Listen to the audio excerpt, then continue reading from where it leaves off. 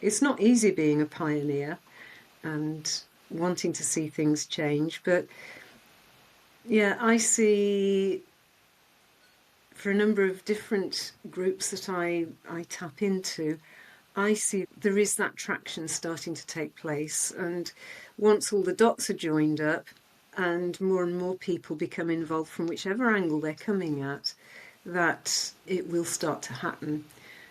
It would be wonderful if it happens in our lifetime, but even if it doesn't, we know we're sowing the seeds for a better world, essentially.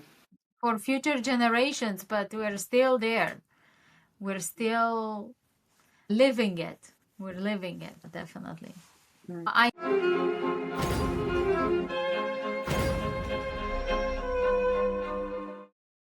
Hello, welcome back. I'm Andreea Parc. And I'm Alexa Dumitru. And this is Alive Again podcast. This is a podcast where attorneys and other professionals meet to discuss real life challenges and how our decisions changed our journeys. Today, we have with us Sue Daly. She is a fellow traveler in the Vibrational Marketing Institute, and she's a coach and a mentor. And I welcome you, Sue, from England. Thank you very much. Welcome. Thank you so much for being here with us. Thank you. We're both in Europe now. We're traveling to Romania for a month. We're joining here from the same continent. Where are you located in Britain? I'm in the middle of England, near Nottingham, which is famous for Robin Hood. And I've lived here now for over 30 years. Yeah, so that's where I am, bang in the middle. Tell us more about your coaching business and your mentoring business. Okay, well, How did you get to be a coach? woo. Well, actually, I'm a trainer, not a mentor. Although I guess over the years I have mentored people, but how far back do we go? Because it's a long time ago now.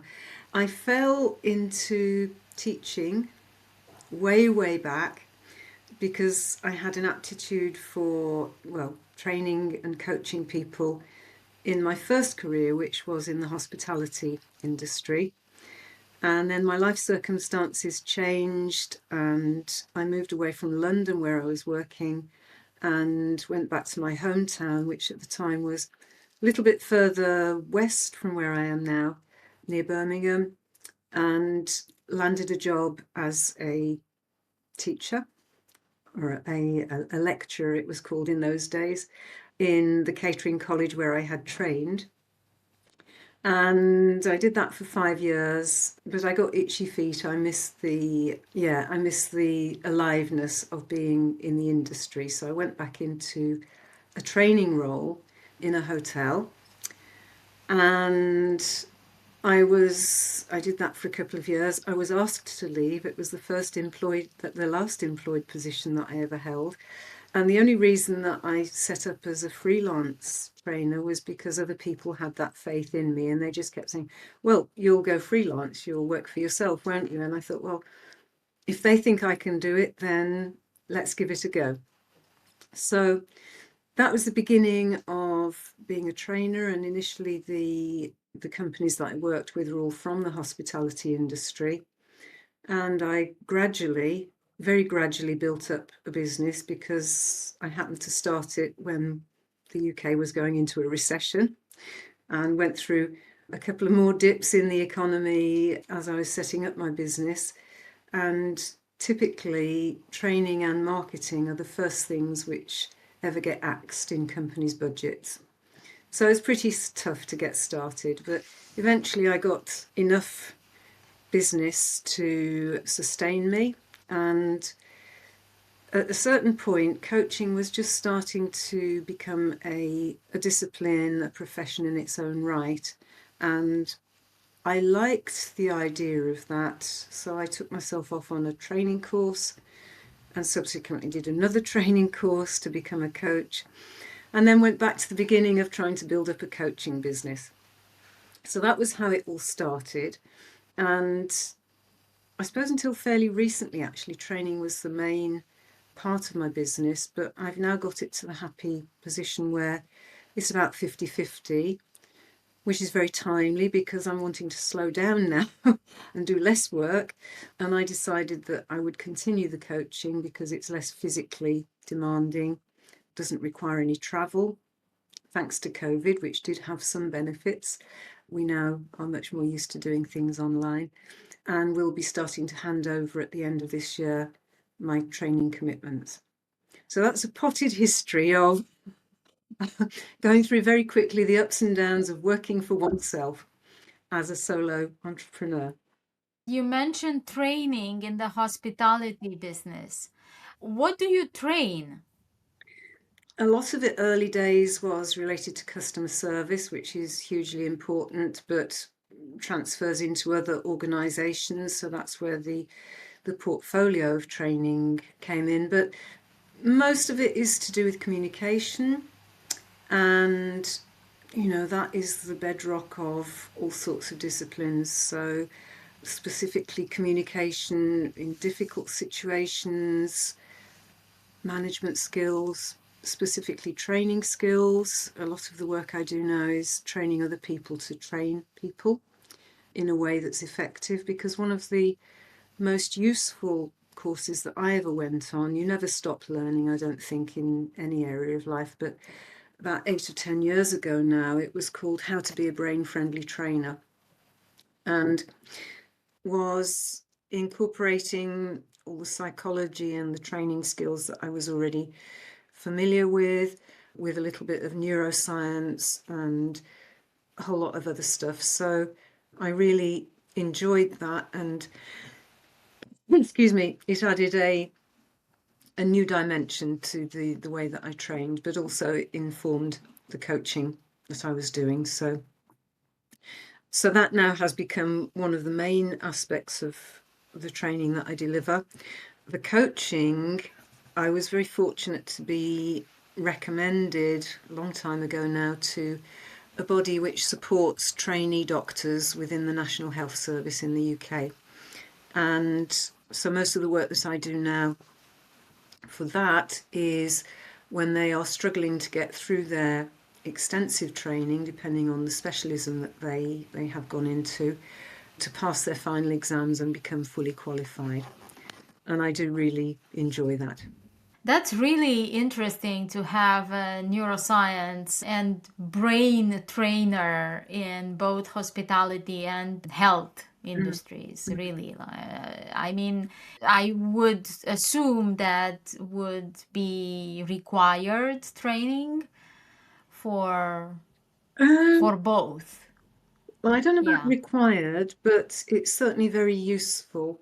And in fact, most of the training that I do now is not within the hospitality industry. It's in other large organizations. But communication really is something which, it's the cement that holds organizations together, and relationships generally, individual relationships. So it's not specific. It's a long time now since I delivered any training or coaching for people working in hospitality. I enjoy being a consumer now of those services. Communication in services in general is very, very important. And we were laughing that um, we're here for what, 3 days? And we had some funny experiences because here they don't have any training and they don't have a filter. So basically, anything that crosses their mind, it comes out. So for us, it's funny. For people that live here all the time, I don't know how funny it is.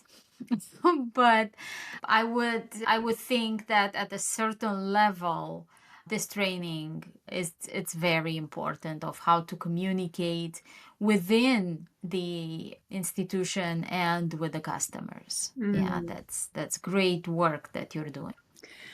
And your work, tell us more about your work with VMI. Okay, so we're both involved in this, so we have a shared connection through the processes and all the tools that Alison Ross has set up. And it's been an interesting journey, hasn't it? As we have watched Alison develop the systems and the processes. And I just think it is so important that people start thinking about doing business in a different way because, yeah, the world has changed and not always for the better. And it can be very cutthroat out there. And I know that I saw a difference in my business when I stopped thinking about I have to get all of this work and I'm competing against other people. And that whole turnaround to how can I be of service to others and how can I collaborate with other people who will add to what I can do and we can work together to serve better. So, when I made that switch mentally, which was not that many years ago, I started to see different results in my business, and it just fell so much into line with what the work that Alison was doing and the vision that she had. So, my continued support of her and everybody else within the VMI and the Cocoa Hub cohort, I suppose we call ourselves, is very close to my heart. Yes, yes, true. To mine as well. As well. It's we had Allison on our podcast and we spoke about the business at a quantum level, and that's what the world would greatly benefit Mm, out of mm, recognizing that yeah, and following that path. definitely. Yeah. And it takes, there's that tipping point, isn't there, for enough people to buy into the idea and the vision before it starts to gain traction. But once it has, then things start to change. So it's not easy being a pioneer and wanting to see things change. But yeah, I see for a number of different groups that I tap into, I see there is that traction starting to take place. And once all the dots are joined up and more people become involved from whichever angle they're coming at, that it will start to happen. It would be wonderful if it happens in our lifetime, but even if it doesn't, we know we're sowing the seeds for a better world, essentially. For future generations, but we're still there. We're still living it. We're living it, definitely. Mm. I know that you're an author as well. Oh yes, okay. Well, that was my COVID project. In those first few months, I Tell us more about that. yes, in You have a lot of cards and hats. You look so peaceful and angelic, but behind your image, you have so many things to share with us. So please tell us about your book.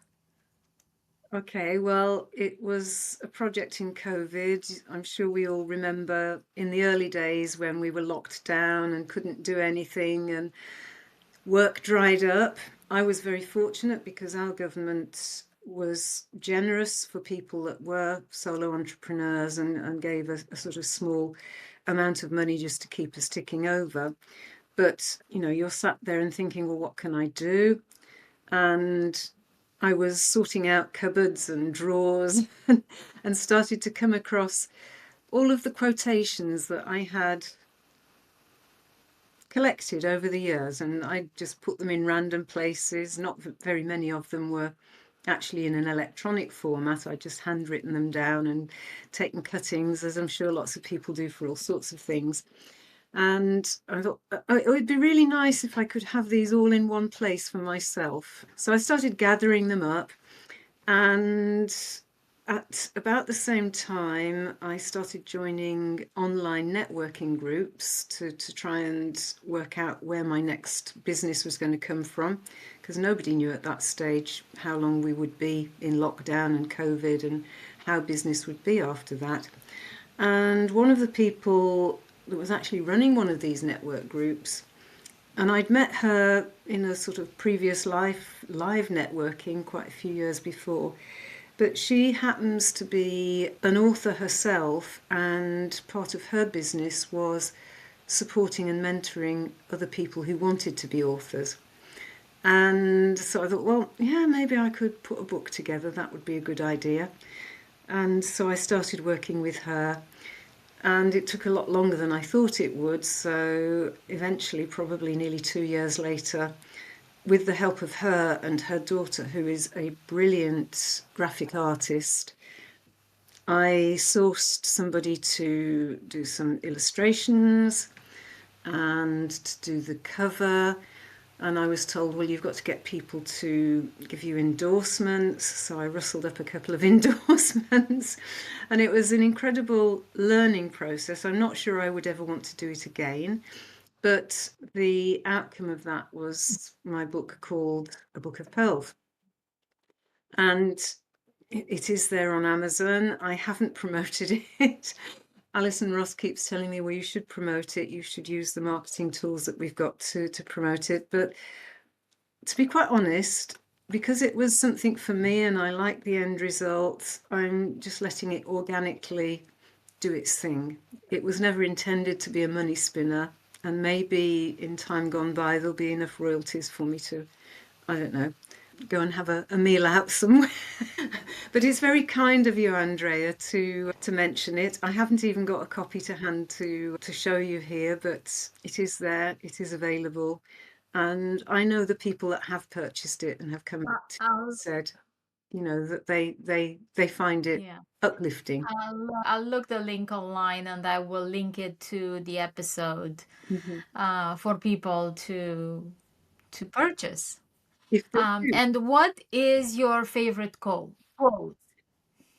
Oh, crumbs, I can't remember the exact wording now. I mean, they all have a meaning to me. They either confirmed some of my beliefs or they challenged some of my beliefs or I just found them uplifting. But I think the one that I really like is by Eleanor Roosevelt, and it goes along the lines of, good friends leave footprints on your heart. So all the friends and connections I've made over the years, they live there. Yeah, the footprints are important. And even if you don't see people for several years at a time, the fact that they have played a significant part in your life, you can link up with them years later and it seems just like yesterday that you last saw them. Exactly that you don't speak for years and then you see each other and you connect the same way like you did 20 years ago. Mm, It happens a lot with great friends mm, that are connected at the soul level. mm. Definitely, definitely, yes. So, yeah, but I occasionally I dip in and out there myself, and that's the sort of book that it is for people to dip in and out of. And I know some people say, well, I just flip it open and read a quote, maybe every day, every evening, whatever. It's one of those books. And how many quotes do you have in there? Oh, crumbs. I think it's probably about 100. It's divided up into Ah, different okay. sections. Some sections are larger than others. It was quite interesting to see how that evolved.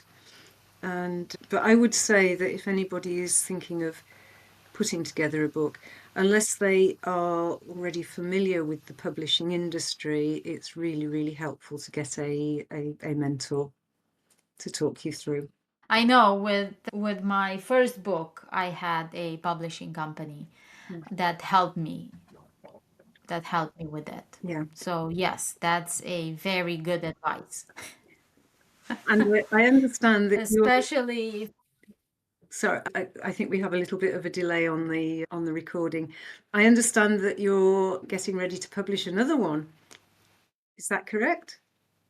I have two more in the works, but why, the reason why I am in Romania is for the launch of my same book, but in Romanian.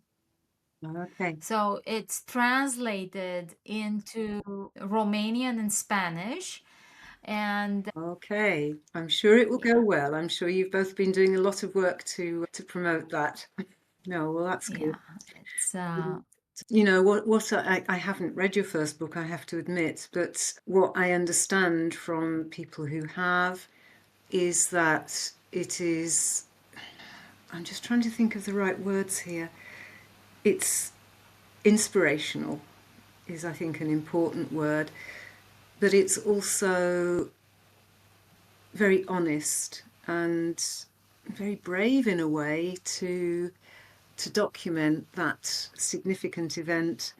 I'm not going to give out a spoiler alert here because people should read it for themselves, but to document what made such a huge difference in your life and how that has turned around for you. And also Alexa, because I understand that the significant event turned you in a particular direction as well. Yeah, it as you can imagine, I kind of grew with my mom, even though we were somewhat separate. We sort of grew in the same direction, and I followed what, she was telling me about the book she was reading and about what she was learning about not only herself but just about life and things like that. So I kind of got the the cliff note version of what she was learning. And then during that time, I also during COVID, I started sewing. And yeah, now I'm a fashion designer. Wow. Yeah. yeah. And isn't it interesting that we probably all think, oh, it'd be nice to have an easy life, but actually it's life's challenges that toughen us up and really allow us to show what we're really made of. Mm. Absolutely. Yeah, and somehow from the toughest experiences of life, greatness comes. Mm. Yeah. And we met so many people in with this podcast, and everybody shared their stories of how a challenge in their lives was the turning point for growth. Mm. Because when we're comfortable and we have no challenges, we become comfortable and we don't make any change. Mm. Yes, that's certainly true. We're approaching the end. And there is a question that I ask every guest, and I'm asking you. What is one activity in your life that makes you feel more alive? Woo! I think I'm very lucky that there are lots of things that I love doing, but I think the can I have two? Can I have two? The one Yes, of course. The one is on a personal level, so I'll go personal and professional. The one is on a personal level, just being with people and enjoying being with people. And you don't have to be doing anything special. For instance, recently we had the pleasure of our son joining us on a holiday, and that was amazing just to spend some quality time with him in a more relaxed way than the usual flying in and out. And so that was on a personal level, but it doesn't have to be family, it can be friends as well. Professionally, it's seeing the people that I have worked with succeed, because I know I'm instrumental in helping and supporting them and building their confidence, but just they do the hard work. It's not me that has to sit the exams or go through the difficult situations that they're in, but when they know they have succeeded and overcome whatever it was that was a challenge, that just gives me such a glow, really, professionally. Yeah. So I sneaked in two there. Yeah, that's all right. Of course, if whatever makes you feel alive, right? Because that's what matters basically in life, because there are so many people that on the outside that they look like they have it all, but on the inside they're empty and Mm-hmm. not feeling Mm. the aliveness of life. So that is very important to have to recognize that, and that's the reason why I'm asking the question. Thank you for asking. Thank you very much for being with us today and for your wisdom that you shared. And And for our listeners, I was just going to say thank you very much for asking me. It's been a privilege. And I'll hand over to you now to finish off. thank you, our listeners. And for more guests and conversations, please subscribe and follow us. We'll see you next week. Bye bye.